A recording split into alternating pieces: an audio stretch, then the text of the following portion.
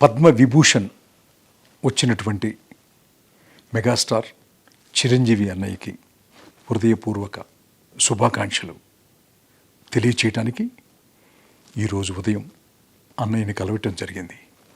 ఈ భూమి మీద పుట్టినటువంటి అందరూ అని చెప్పను కానీ కొంతమంది ఎప్పుడోకప్పుడు ఎక్కడో చోట చిన్న తప్పు చేస్తారు, తప్పుగా మాట్లాడతారు అన్నది నగ్న సత్యం. దాదాపు 45 సంవత్సరాల వయసున్న నేనే నన్ను నమ్మి నాకు ఇంద్రా సినిమాని ఇచ్చినటువంటి చిరంజీవి గారిని ఒక బ్యాడ్ టైంలో ఇన్ఫ్లుయెన్స్డ్ బై ది సంబడి, పేర్లు చెప్పను, మాట్లాడటం వల్ల నా భార్య, నా బిడ్డలు, సమాజం, నా చెల్లెలు, నా బావ, నా మిత్రులు అందరూ కూడా నన్ను భయంకరంగా తిట్టారు.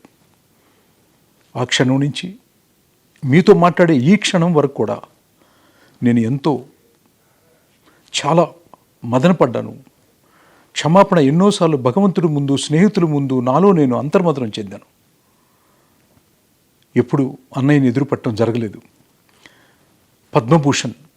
పద్మవిభూషణ్ అవార్డు ఇప్పుడు మళ్ళీ రావటం, కలవటానికి ఈరోజు మార్నింగ్ వెళితే అన్నయ్య రిసీవ్ చేసుకున్న విధానం, నన్ను పలకరించినటువంటి ఒక పద్ధతి, నా కొడుకు గురించి, నా కూతురు గురించి, నా జీవితం గురించి బాగోగులు అడిగినటువంటి ఒక మహనీయుడు అని, ఆయన ఈ నోటితో తప్పుగా మాట్లాడాను అని క్షమించమని అడిగాను.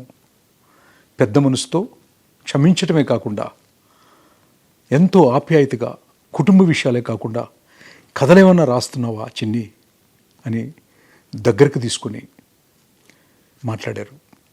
అన్నయ్య, ఇంకెప్పుడు ఈ పెదాల నుంచి ఎవరిని తప్పు మాట్లాడనని మనస్ఫూర్తిగా మరొక్కసారి క్షమించమని అడుగుతూ, కలిసి పనిచేద్దాము, ఏమన్నా కథలుంటే చెప్పమన్నారు. ఈసారి మీతో చేయబోయేది, మీకు రాయబోయేది ఈ భారతదేశం గుర్తుపెట్టుకోవాలని, మీకింకా ఎన్నో అవార్డులు భారత ప్రభుత్వం నుంచి మీరు తీసుకోవాలని మనస్ఫూర్తిగా కోరుకుంటున్నాను అన్నయ్య.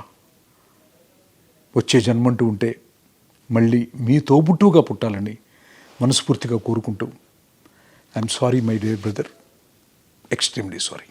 Please do subscribe to. Please do subscribe to. Please do subscribe to Please do subscribe to Please do subscribe to. Please do subscribe to KTV Telugu. KTV Telugu. KTV Telugu. KTV Telugu. KTV Telugu. KTV Telugu. Please do subscribe to KTV Telugu.